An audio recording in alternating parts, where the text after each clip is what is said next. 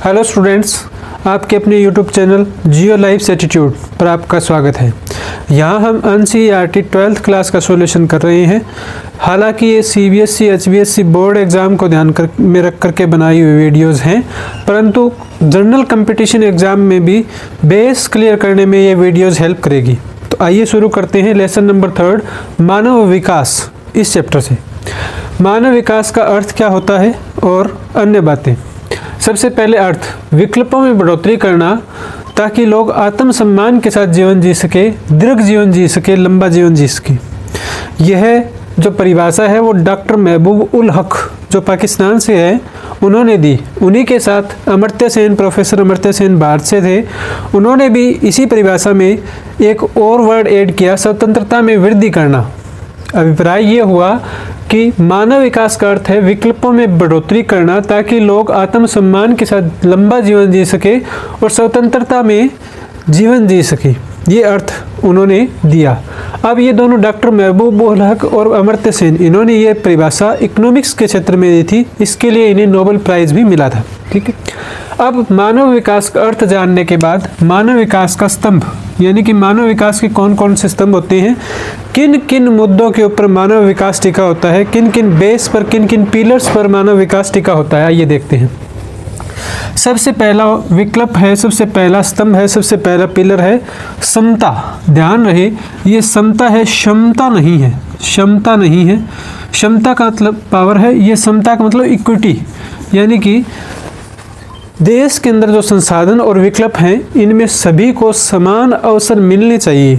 यदि कोई वर्ग या कोई विशेष समुदाय पिछड़ गया है किसी वजह से, तो उसके लिए विशेष व्यवस्था हो ताकि संसाधनों तक उसकी पहुंच समान रूप से हो सके। ये समता कहलाती है। प्रत्येक व्यक्ति की संसाधनों तक समान पहुंच सुनिश्चित करना समता में आता है।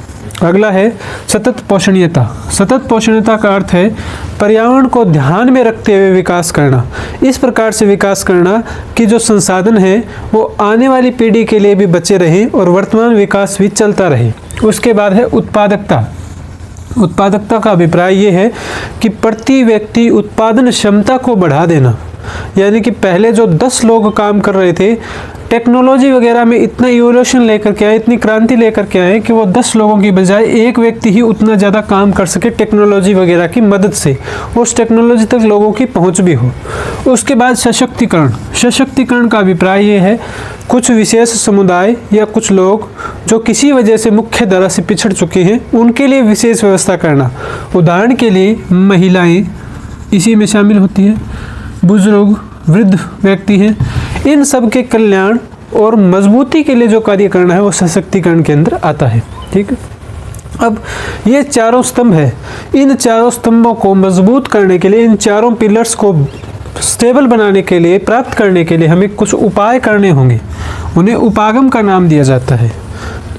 तो मानव विकास के उपागम या वो उपाय कौन कौन से हैं देख लेते हैं। सबसे पहला उपाय है या सबसे पहला उपागम है आय उपागम।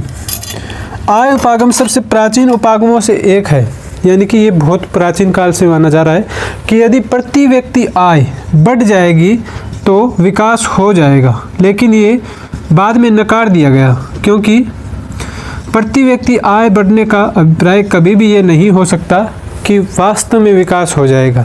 लोगों के पास पैसा आने मात्र से विकास नहीं होता है, उसके लिए और भी कई सारे पहलू होते हैं। पैसे का यूज़ कैसे कर रहा है, उसका स्वास्थ्य कैसा है, उसकी सामाजिक संरचना कैसी है, ये सारी चीज़ें तय करती है। इसलिए आय उपागम प्राचीन उपागम है जिसमें ये माना जाता था कि लोगों की इनकम को बढ़ा देने से विकास हो जाता है। बाद में आया कल्याण उपागम। कल्याण उपागम का मतलब ये है कि गवर्नमेंट या सरकार जो है वो लोगों के लिए कल्याणकारी योजनाएं चलाए। इन कल्याणकारी योजनाओं के द्वारा लोगों का विकास हो सकता है। आगे है आधारभूत आवश्यकता उपागम। ठीक है, ILO इंटरनेशनल लेबर ऑर्गेनाइजेशन, अंतर्राष्ट्रीय श्रम संगठन द्वारा आधारभूत आवश्यकता उपागम जो है वो दिया गया था।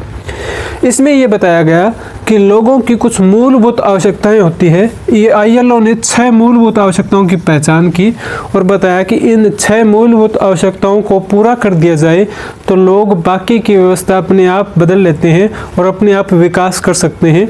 इसे आधारभूत आवश्यकता उपागम कहते हैं। और सबसे आखिरी है क्षमता उपागम। क्षमता उपागम वो उपागम है जो कि महबूब उल हक और अमर्त्य सेन आदि आधुनिक अर्थशास्त्रियों द्वारा आधुनिक समय में दिया गया है। क्षमता उपागम में ये कहा गया है कि लोगों की विकल्पों में बढ़ोतरी हो, उनकी पावरों में बढ़ोतरी हो और जैसा चाहे वैसा जीवन जी पाए, ये क्षमता उपागम है। इसके द्वारा विकास हो सकता है। UNDP united nation development programme, इन्होंने मानव विकास के कुछ आधार बताए कि यदि ये आधार हैं, इनको पूरा कर दिया जाए तो मानव विकास होगा। यदि ये तीनों आधार किसी स्थान पर पूरे हैं, सही हैं, तो इसका मतलब वहाँ पर विकास हुआ है। कौन कौन से आधार हैं? सबसे पहला है दृढ़ और स्वस्थ जीवन।